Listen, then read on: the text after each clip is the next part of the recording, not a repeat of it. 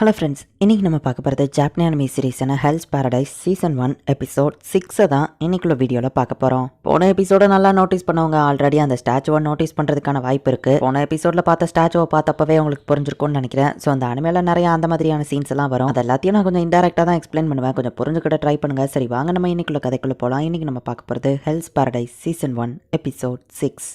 Giant ரோக்ரோட்டோவோட சின்ன வயசு ஃப்ளாஷ்பேக் காமிக்கிறாங்க. நம்ம பையன் கல்லை வச்சு எவ்வளோ அழகாக விளாண்டுட்டு இருக்கான்ல அப்படின்னு அவங்க அப்பா அம்மா பார்த்துட்டு இருந்தா அவங்களையும் அவன் கொண்டுதான். என்னோட பசி மட்டும் ஏன் அடங்கவே மாட்டேங்குது அப்படின்னு சொல்லி நிறைய பேர் அவன் கொண்டுட்டே இருக்கான். கெஞ்சியோட வயது அவன் கிழிச்சு அவனை அட்டாக் பண்ண ஃபோர்ஸ்ல அவன் பறந்து போய் வளரான். லாட் கெஞ்சி உங்களுக்கு எதுவும் ஆகலி அப்படின்னு சொல்லி சாகரி போய் பார்க்கறா. அவ்வளோதான், நான் உயிர் பழைக்க மாட்டேன் அப்படின்னு நம்ம பேசிட்டு பின்னாடி பாருன்னு சொல்றான். சாகரி அவன் அட்டாக் பண்ண வந்துட்டுதான். அவளுக்கு ரியாக்ட் பண்றதுக்கு கூட டைம் இல்லை. பட் நம்ம ஹீரோ சம டைமிங்ல வந்து அவளை காப்பாத்திடுறான். அவன் உண்மையிலே ஹியூமன் தானே, அவன் பார்த்தா ஹியூமன் மாதிரியே தெரியல அப்படின்னு நம்ம ஹீரோ சொல்றான். லார்ட் ஈசன் தான் இவனுக்கு அசைன் பண்ணப்பட்டிருந்தாரு அப்படின்னா அவரு அப்படின்னு சாகரிக்கு புரியுது. அவனோட கண்கள் அது வேட்டையாட துடிக்கிற கண்கள். நீ பின்னாடியே நெல்ல, நான் இதை பாத்துக்கிறேன். நான் கிக் பண்ணி அவனுக்கு எதுவும் ஆகலன்னா இவங்கிட்ட நான் ரொம்பவே கேர்ஃபுல்லா இருக்கணும். ஷினோபி 9th ரோல், உன் எனிமே உன்னோட ஸ்ட்ராங்கா இருந்தா அவனை 100% அக்யூரேட்டா அனலைஸ் பண்ணு அப்படின்னு சீஃப் சொன்னதை யோசிச்சு பார்த்து நம்ம ஹீரோட ஸ்ட்ரென்த் வீக்னஸ் என்னவா இருக்கும் பார்த்துட்டு இருந்தா மரத்தை வேரோட புரிஞ்சு ஒத்த கையில தூக்கி எறிறான். இவனோட பிசிக்கல் ஸ்ட்ரென்த் ரொம்பவே அதிகம் நம்ம ஹீரோ புரிஞ்சுக்கிறான். காபி மாறு ஜாகிரதா அப்படின்னு சாகரி சொல்றா. என்ன யூசரியா வந்து ஹெல்ப் பண்ண போறது இல்லையா, நீ என் கூட டீம் அப் பண்ணதை ப்ரூவ் பண்றதுக்கான நேரம் நம்ம ஹீரோ சொல்லுவோம். அதுவும் கரெக்ட் தான். ஆனா நீ தானே நம்ம டீமோட மசில்ஸ், நான் உனக்கு இன்ஃபர்மேஷன் மட்டும் தானே தரதா சொன்னேன். நீ அவனை தோக்கடி,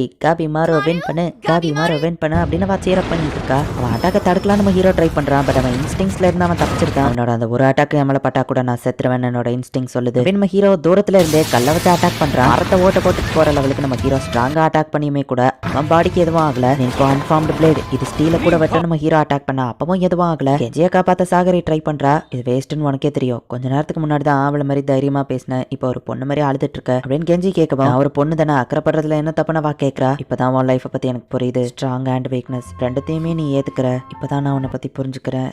இந்த ஒரு ஸ்வாட்ஸ்மேனோட ஸ்வாட் அவனோட சோலுக்கு ஈக்குவலானது. என் சோலை நான் உன்கிட்ட ஒப்படைக்கிறேன். லார்டீசன் அவன் கொண்டிருப்பான். எனக்காகவும் லார்டீசனுக்காகவும் ரோக்ராட்டாவை கொள்ள வேண்டியது உன் பொறுப்பு. யாமடா ஆசிமான் சாகரி, இதை நீ ஏத்துக்கிறியா அப்படின்னு அவன் கேட்கறான். அவளும் அதை வாங்கிடுறா. லாங் டிஸ்டன்ஸ் அட்டாக் ஒர்க் ஆகல. நின்போ அசிட்டிக் பிளேஸை யூஸ் பண்ணாம நம்ம ஹீரோ யோசிக்கிறான். பட் அவன் கொல்றதுக்கும் வாய்ப்பு இருக்கு. அவன் யாராச்சும் டிஸ்ட்ராக்ட் பண்ணா நல்லா இருக்கும் நம்ம ஹீரோ யோசிச்சா. அவன் விரல் துண்டாகுது. போன் அண்ட் மசில் எவ்வளவுதான் ஸ்ட்ராங்கா இருந்தாலும் அதோட கேப்ல நம்ம வெட்ட முடியும். யாமடா கிளானோட டெக்னிக் அண்ட் ஸ்டடியா அதை பத்தி தான். நெக் போன் தான் இருக்கிறதுலே ரொம்ப ஸ்ட்ராங்கா இருக்கும். பட் கேப்ல வெட்டணும்னா ஈஸியா வெட்ட முடியும் அப்படின்னு சாகரியும் நம்ம ஹீரோக்கு வந்து ஹெல்ப் பண்றா. ஒன்னா சேர்ந்துதான் இவனை தோக்கடிக்க முடியும் அப்படின்னு அவங்க நினைக்கிறாங்க. என்ன இறக்கி விட, நான் போய் ஹெல்ப் பண்றேன் அப்படின்னு சாண்டா கேட்கறான். முடியாது, சத்தம் கேட்ட மான்ஸ்டர்ஸ்லாம் அந்த இடத்துக்கு வர வாய்ப்பு இருக்கு. அவங்க ரெண்டு பேரையும் சேர்த்து மான்ஸ்டர்ஸ் கொண்டுட்டா அது நமக்கு நல்லது தானே அப்படின்னு சொல்லி யூசரியா யோசிக்கிறா. அவனோட தலையை வெட்டணும்னா அவன் கீழே குனியணும். அவன் ரொம்ப ஹைட்டா இருக்கான். கீழே குனிஞ்சாதான் நல்லா பெர்ஃபெக்டா அவன் தலையை வெட்ட முடியும் அப்படின்னு வா சொல்லவும் அவன் காலை வெட்டிறப்ப அவன் நீல் பண்ணி குனிஞ்சுதானே ஆகணும்னு நம்ம ஹீரோ சொல்றான். ரோக்ரோட்டா அட்டாக் பண்ணுவோம். டக்கு நம்ம ஹீரோ கிக் பண்ணி அவனோட கையை வந்து தள்ளி விடுறான். இந்த கேப்ல சாகரி அவன் காலை வெட்ட ட்ரை பண்றான். ஆனா அது அவளால முடியல.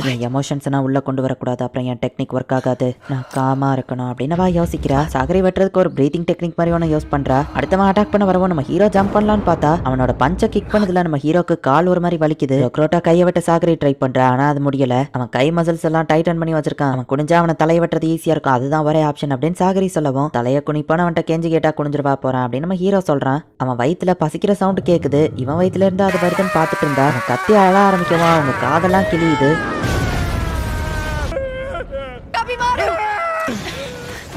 நான் கொஞ்சம் கேர்லெஸ்ஸாக இருந்துட்டேன், என்னால் இது முடியும் நம்ம ஹீரோ ட்ரை பண்ணுறான். அவன் மூஞ்சிலேருந்து ரத்தமாக வந்துடுது. இல்லை, இந்த இடத்துல நான் சாகக்கூடாது அப்படின்னு நம்ம ஹீரோ யோசிக்கிறான். சாவை பார்த்து பயப்படக்கூடாது, நிதானமாக இருக்கணும் அப்படின்னு சாகரி இப்போ அவளை காம் பண்ணிக்கிட்டு வீக்னஸ் அண்ட் ஸ்ட்ரென்த் ரெண்டுத்தையும் ஒரே நேரத்தில் கொண்டு வரணும் அப்படின்னு அவளோட ஸ்வாடை வச்சே அவன் கையை அசால்ட்டாக தடுக்கிறா.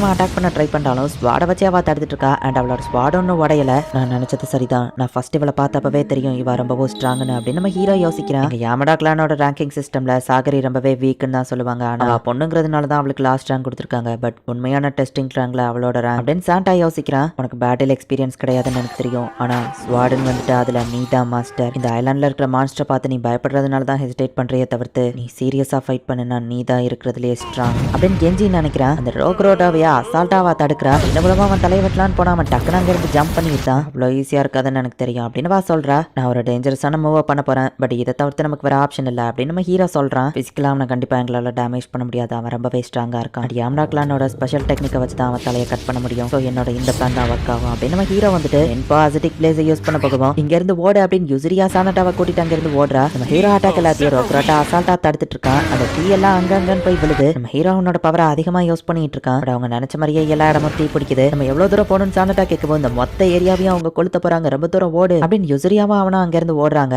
எரிக்கும் போது வீட்டுல இருந்து கார்பன் மோனாக்சைடு கிரியேட் ஆகும். அவன் ஹைட்டா இருக்காங்கிறதுனால ஸ்மோக் மேலதான் ஃபர்ஸ்ட் ஃபார்ம் ஆகும். சோ அவனுக்கு தான் சஃபகேட் ஆகும். இது பாய்சனை விடவும் மோசமானது. கார்பன் மோனாக்சைடை இன்ஹேல் பண்ணா பிளட்ல இருக்கிற ஹீமோகுளோபின் கம்மியாகும். ஆக்சிஜன் இல்லாம பாடி சஃபகேட் ஆகும். இப்போ இவன் நீல் டவுன் போட்டு தான் ஆகணும் அப்படின்னு நம்ம ஹீரோ சொல்றான். இந்த மொத்த ஏரியாவும் எரியறதுக்குள்ள இவங்க போயாகணும். தலைவட்ட சாகரி பாக்குறா. டக்கு நம்ம அட்டாக் பண்ண போகவும் நம்ம ஹீரோ அவன் கையை தடுத்து பிடிச்சி வச்சுக்கிட்டான். நேரம் என்னால தடுக்க முடியாது, சீக்கிரம் அப்படின்னு நம்ம ஹீரோ சொல்றான்.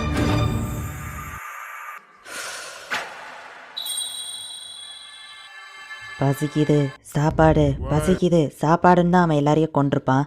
உன்னோட பசிங்கிற சாபத்துல இருந்து இப்போ உன்னை விடுதலை பண்ணியாச்சு. இப்போ நீ நிம்மதியா தூங்கலாம் அப்படின்னு ரோக்ரோட்டாவோட கண்களை வந்துட்டு சாகரி மூடுறா. அதுவும் அவனோட தலையை துண்டா வெட்டினதுக்கு அப்புறம் சீக்கிரம் நெருப்பு எல்லா இடமும் பரவுறதுக்குள்ள நம்ம இங்க இருந்து போனோம் அப்படின்னு நம்ம ஹீரோ அவளை கூப்பிடுறான். கெஞ்சியை பார்த்தா அவ யோசிச்சுட்டு இருக்கா. அவரெல்லாம் இறந்து போயிருப்பார், சீக்கிரம் வா அப்படின்னு நம்ம ஹீரோ சொல்றான். அவங்க 2 பேரோட சாக்ரிஃபைஸை நான் வீண் போக விட மாட்டேன். இந்த ஐலாண்ட்ல இருக்கும்போது நான் இன்னும் ஸ்ட்ராங்கா மாறணும், இன்னும் ஸ்ட்ராங்கா அப்படின்னு சாகரி யோசிக்கிறா. அந்த ஐலாண்ட்ல இருக்கிற மான்ஸ்டர்ஸ் எல்லாம் குரூப்பா அந்த நெருப்பை அணைக்கிறதுக்காக அந்த இடத்த நோக்கி வந்துட்டு இருக்கு. இந்த மான்ஸ்டர்ஸ் நம்மளை கண்டுக்கிடவே இல்லை. அந்த நெருப்பு அணைக்கிறதுல தான் குறிக்கோளா இருக்கு. பட் இதுங்க எந்த இடத்துல தங்கி இருக்குங்கிறத அதுங்க வந்த டைரக்ஷனை நோக்கி நம்ம போய் தான் தெரிஞ்சுக்கணும். மேபி அங்கதான் லெக்சர் ஆஃப் லைஃபோ இருக்கலாம் அப்படின்னு நம்ம ஹீரோ சொல்றான். மற்ற 2 பேரும் எங்க போனாங்கன்னு தெரியல அப்படின்னு சாகரி கேட்கவும் புது லீட் நமக்கு கிடைச்சிருக்கு, அது என்னன்னு நான் பார்க்காம விட மாட்டேன் அப்படின்னு நம்ம ஹீரோ சொல்றான். அவ யோசிச்சுட்டே நிக்கவும் உன்னோட மற்ற சாமுராய் ஃப்ரெண்ட்ஸை பத்தி கவலைப்படுறியா நம்ம ஹீரோ கேட்கறான். இல்ல அவங்க ரிஸ்க் தெரிஞ்சுதான் இந்த இடத்துக்கு வந்திருக்காங்க அப்படின்னு சாகரி சொல்றா. இப்போ இவங்க 2 பேரும் அந்த மான்ஸ்டர் வந்த டைரக்ஷன் நோக்கி போயிட்டு இருக்காங்க. ஆனா நம்ம பாண்டாவும் இவ்வளவு கூட இந்த இடத்துக்கு தான் வந்திருக்காங்களா அப்படின்னு நம்ம ஹீரோ போயிட்டு பாக்குறான். ஹே கைஸ் என்ன பண்ற அப்படின்னு நம்ம ஹீரோ பார்த்துட்டு ஷாக் ஆகுறான். வீடுலாம் இருக்கு, அதெல்லாம் வில்லேஜா அப்படின்னு யூசரியா கேக்குறா. ஷின்செங்குல தான் ஹெர்மிட்ஸ் இருக்கிறதா சொல்லுவாங்க அப்படின்னு சாண்டா சொல்றான். ஆசாவும் அவன் பிரதர் டோமாவும் மான்ஸ்டர் கூட ஃபைட் பண்றாங்க. ஆசா அதோட ரத்தத்தையே எடுத்து குடிக்கிறான். மவுண்டன்ஸ்ல எல்லாம் வேட்டையாடும் போது நான் இப்படிதான் மிருகத்தோட ரத்தத்தை குடிப்பேன் அப்படின்னு ஆசா சொல்றான். இதுங்களெல்லாம் பார்க்கும்போது ஹெர்மிட்ஸ் தான் ஞாபகம் வருதுன்னு சொல்லுவோம். ஹெர்மிட்ஸா அப்படின்னு ஆசா கேட்கறான். ஹெர்மிட்ஸ்ங்கிறது மலைப்பகுதியில் வாழ்ற மந்திரவாதிங்க. அவங்களுக்குலாம் ரொம்பவே வயசாயிருக்கும். இதுங்களை பார்க்கும்போது அப்படிதான் தெரியுது அப்படின்னு டோமா சொல்லுவோம். அப்படின்னா அவனுங்கெல்லாம் கிளவனுங்க தானே, நான் அவனுங்களை கொண்டுதேன் அப்படின்னு ஆசா சொல்றான். அது என்ன சவுண்டு அப்படின்னு ஆசா வந்துட்டு போகவும் டோமாவும் அவன் பின்னாடியே போறான். அங்க ஏதோ 2 கிரீச்சர்ஸ் பார்க்கறதுக்கு 18+ பண்ணிட்டு இருக்க மாதிரி தெரியுது. இந்த இடத்துல இந்த எபிசோட் முடியுது. அந்த ஐலாண்ட்ல பாக்குறதுக்கே ரொம்பவே கிரேப்பியா இருந்த அந்த மான்ஸ்டர்ஸ்ல சில இது பேசவும் செஞ்சிருக்கும். இப்ப பாக்குறதுக்கு ஹியூமன்ஸ் மாதிரியே சில கிரீச்சர்ஸ் அந்த இடத்துல இருக்கு. ஆனா அதுங்க ஹியூமன்ஸ் கிடையாது.